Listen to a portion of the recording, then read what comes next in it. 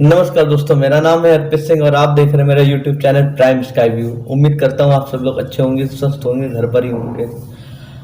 ये जो सिलसिला मैंने जीरो से चालू किया था, अब धीरे धीरे करके थोड़ा सा आगे आ गया है। मेरी फैमिली में 100 से 130 लोग अब आ चुके हैं। तो फैमिली जब बड़ी होती है तो रिस्पॉन्सिबिलिटी भी थोड़ी बढ़ने लगती है। तो मुझे इस योग्य समझने के लिए सबसे पहली बात तो शुक्रिया सबका।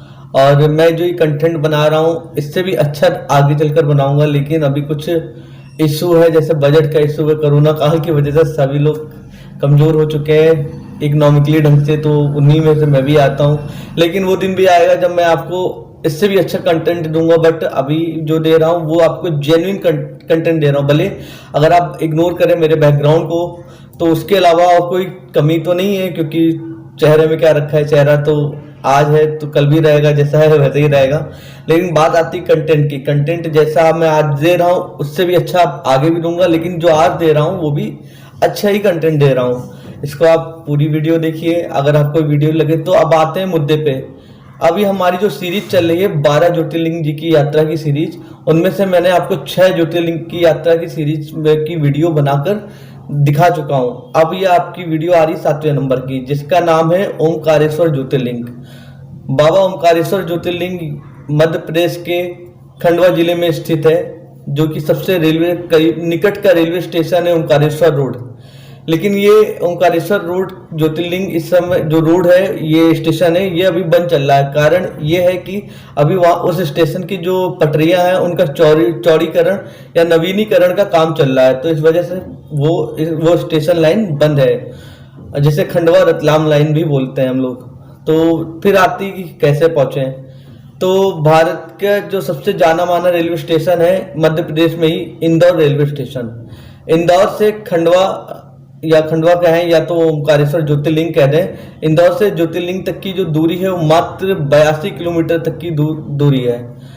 इसके लिए आपको सबसे पहले भारत के सभी प्रमुख शहरों से इंदौर तक की बहुत ही आसानी से ट्रेन मिल जाएगी। फिर चाहे वो भारत के किसी भी कोने में, चाहे महाराष्ट्र राज्य से हो, गुजरात से हो, आप मध्य प्रदेश के किसी और दूसरे जिले से भी हो, या फिर आप उत्तर प्रदेश से, बिहार से, दिल्ली से, जम्मू कश्मीर से, कहीं से भी आप आते हो, वहां से आपको इजीली ट्रेन, बहुत ही आसानी से ट्रेन डायरेक्ट लगी हुई इंदौर जंक्शन के लिए मिल जाएगी। इंदौर जंक्शन आने के बाद आप जैसे ही बाहर निकलते हैं तो आप देखते हैं कि वहां पे टैक्सी स्टैंड भी है।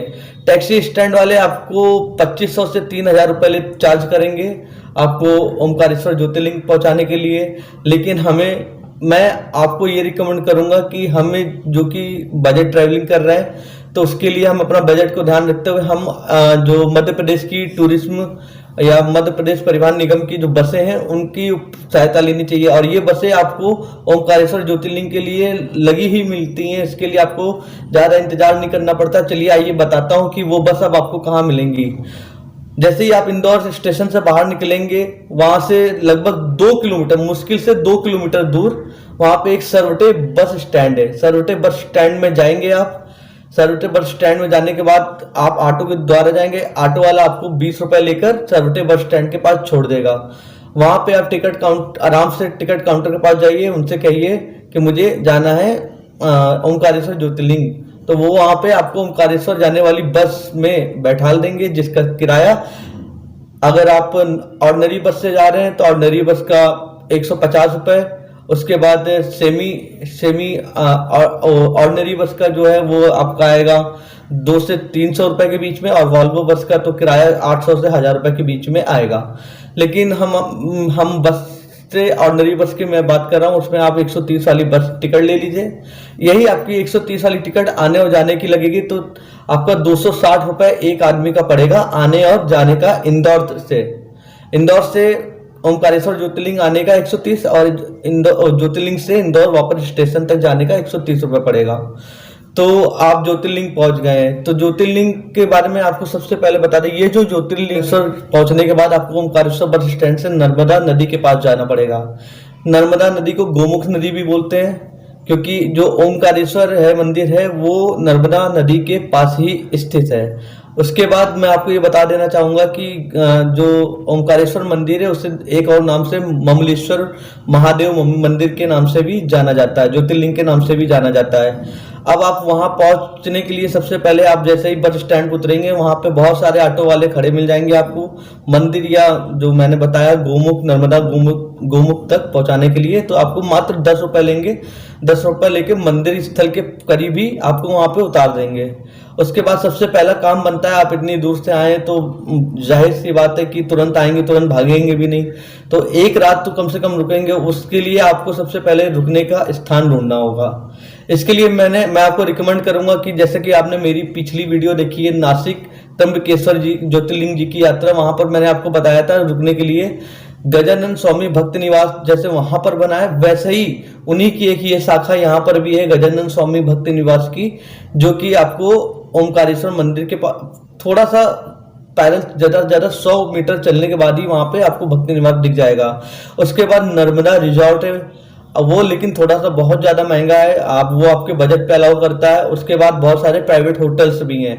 वैसे तो ओमकारेश्वर ज्योतिर्लिंग जहां पर बना है मतलब खंडवा जिला बहुत ज्यादा बड़ा नहीं है, बहुत सारे जो पर्यटन स्थल वो करीब करीब में ही आपस में ही लगे हुए हैं। तो अच्छा, मैं ये भी बताना चाहता हूँ कि आपको ओमकारेश्वर मंदिर जाने के लिए सबसे पहले आपको 2 रास्तों का आपको करना पड़ेगा। ममलेश्वर पुल बना हुआ है, दूसरा आपको वो ममलेश्वर पुल पार करके आप जा सकते हैं। दूसरा आप जो नर्मदा नदी है ना उसको पार करके नाव के द्वारा आप जा सकते हैं, लेकिन नाव से जाना कुछ ज्यादा ही आपको अच्छा लगेगा, क्योंकि देखिए ना पैदल तो आप हर जगह घूमते हैं, लेकिन नाव का यात्रा करके थोड़ी सी दूरी पे आप जा सकते हैं। एक घाट को छोड़ के दूसरे घाट आपको जाना होता है। तो वहां पर जाने के लिए जो भी आपका किराया है वो 20 रुपए नाव वाला प्रति व्यक्ति लेता है।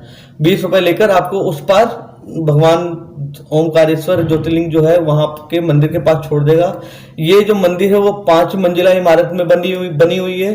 सबसे नीचे आपको ओमकारेश्वर जी मिल जाएंगे, वहां पे आप दर्शन कर लीजिए। दर्शन करने के बाद थोड़ा देर बाहर निकल के रुकेंगे, वहां पे नर्मदा नदी की व्यू देखिए, बहुत ही मनोरम दृश्य दिखेंगे आपको, लहलाती हुई उनकी जो धाराएं हैं वो कानों को बहुत ही अच्छा अंदर से अच्छी अनुभूति देंगे। साथ ही साथ उसके बाद अब आपने अपने ज्योतिर्लिंग यात्रा पूरी तभी मानी जाएगी, ओमकारेश्वर ज्योतिर्लिंग यात्रा आपकी संपूर्ण तभी मानी जाएगी जब तक आप ममलेश्वर महादेव ज्योतिर्लिंग जी को भेंट नहीं दे देते। उसके लिए आपको क्या करना पड़ेगा, आपको पुनः नाव के द्वारा या फिर पुल के द्वारा वापस से वो गोमुख घाट की तरफ जाना पड़ेगा, जहां घाट से उतरने के बाद ही आपको ज्यादा 50 मीटर तक आप पैदल चलेंगे। वहां पे मंदिर बना हुआ है श्री ममलेश्वर महादेव जी का मंदिर।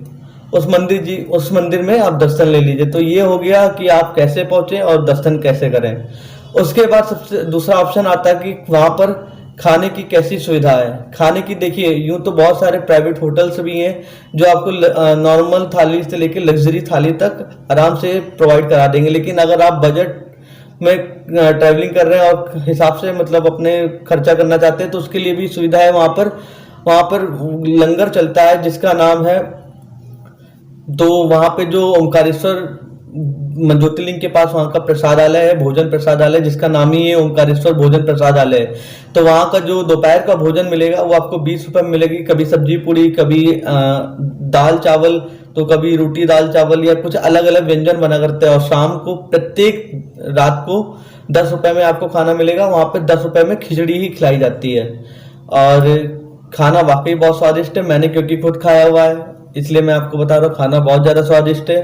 तो इतनी सी थी हमारी ये यात्रा। जानकर वीडियो अच्छी लगती है तो प्लीज लाइक करिए, सपोर्ट करिए और खूब सारा प्यार करिए। अगर हाँ आप मेरे इस वीडियो पर पहली बार आए हैं तो आपसे एक रिक्वेस्ट है कि आप मेरे इस चैनल को सब्सक्राइब कर दीजिए, बगल में ही बेल आइकन है उसे प्रेस कर दीजिए, और ताकि मेरी आने वाली कोई भी वीडियो आप तक सबसे पहले पहुंचे। तो मिलते हैं अगले वीडियो में, तब तक के लिए नमस्कार।